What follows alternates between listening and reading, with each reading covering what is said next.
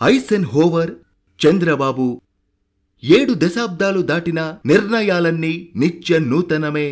అమెరికాలో 7 దశాబ్దాల క్రితమే జాతీయ రహదారి వ్యవస్థ ఏర్పాటు చేసిన హోవర్. అమెరికా ఆర్థిక వృద్ధికి నేటికి అవే ఆయువు పట్టు. దేశంలోనూ అదే తరహా వ్యవస్థ ఏర్పాటుకు చంద్రబాబు యోచన. దశాబ్దాలు గడుస్తున్నా ఇప్పటికీ రాష్ట్ర ఆర్థిక వృద్ధిపై ఎంతో ప్రభావితం చూపుతున్న చంద్రబాబు నిర్ణయాలు. P4 విధానము అదే తరహాలో చరిత్ర సృష్టించే అవకాశం. డ్వైట్ డి ఐజెన్హోవర్ అగ్రరాజ్యమైన అమెరికాకు 34వ అధ్యక్షుడు.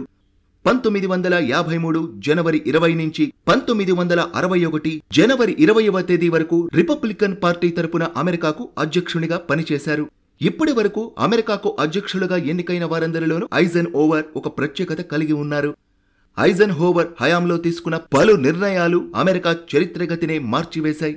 వాటిలో ప్రధానమైన ఇంటర్ స్టేట్ హైవే సిస్టమ్ను ఏర్పాటు చేసే ఫెడరల్ ఎయిడ్ హైవే చట్టాన్ని తీసుకురావడం.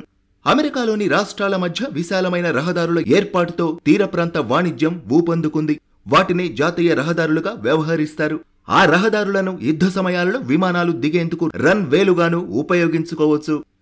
ఐజెన్హోవర్ తీసుకున్న ఆ నిర్ణయం సైనిక కార్యకలాపాలకు ప్రయోజనకరంగా ఉండడమేగాక ఆ దేశ నిరంతర ఆర్థికీయ వృద్ధికి తోడ్పడింది. ప్రస్తుతం అమెరికాలో దాదాపు 42,000 మైళ్ల పొడవుకు పైగా విస్తరించిన అంతర్రాష్ట్ర రహదారులు ఉన్నాయి. ఇప్పుడీ ప్రస్తావన అంతా ఎందుకు వచ్చిందంటే, అప్పట్లో ఐజెన్హోవర్ తీసుకున్న నిర్ణయం 7 దశాబ్దాలు గడిచినప్పటికీ ప్రపంచంలోనే అత్యుత్తమమైనదిగా నిలిచి ఉంది కాబట్టి. ప్రపంచంలోని ఏ దేశంలోనూ దానిని మించిన రహదారి వ్యవస్థ ఇప్పటికీ రూపుదిద్దుకోలేదని అంచనా.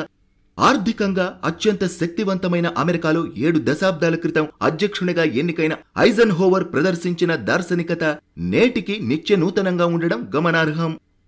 తెలుగుదేశం పార్టీ అధినేత నారా చంద్రబాబు నాయుడు తెలుగు నేలపై సరిగ్గా అదే తరహా దార్శనికత ప్రదర్శిస్తున్నారు కూడా. క్షుద్ర రాజకీయపు తెరలచాటున చంద్రబాబు తీసుకుంటున్న నిర్ణయాల విలువ ఇప్పటికిప్పుడు సామాన్య ప్రజానికం గుర్తించలేకపోవచ్చు. అయితే చంద్రబాబు నిర్ణయాలు కొన్ని దశాబ్దాల పాటు యావత్ ప్రపంచానికి నిత్య నూతనంగా మార్గదర్శనంగా ఉంటాయనడంలో ఎలాంటి సందేహం లేదు. ఐజెన్హోవర్ నుంచి స్ఫూర్తి పొందారో లేదో, లేదా యాదృశ్చికమో, చంద్రబాబు సైతం జాతీయ రహదారులపై 3 దశాబ్దాల క్రితమే యోచన చేశారు.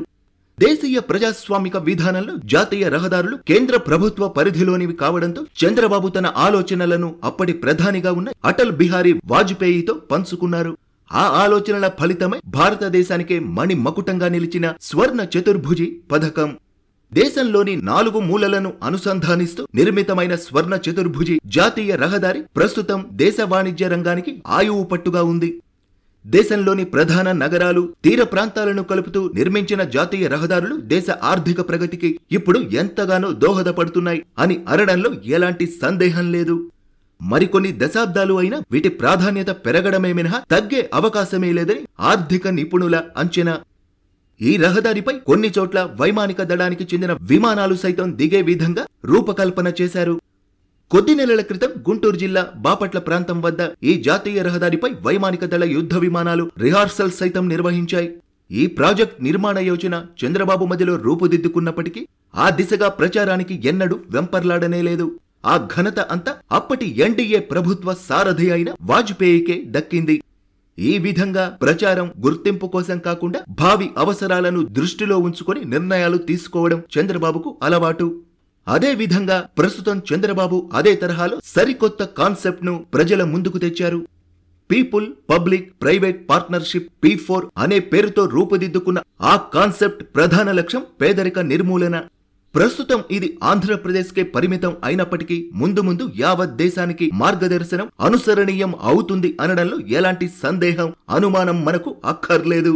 చంద్రబాబు తీసుకునే ఏ నిర్ణయమైనా అప్పటికప్పుడు సామాన్య ప్రజానికానికి ఓ పట్టాన అర్థం కావు.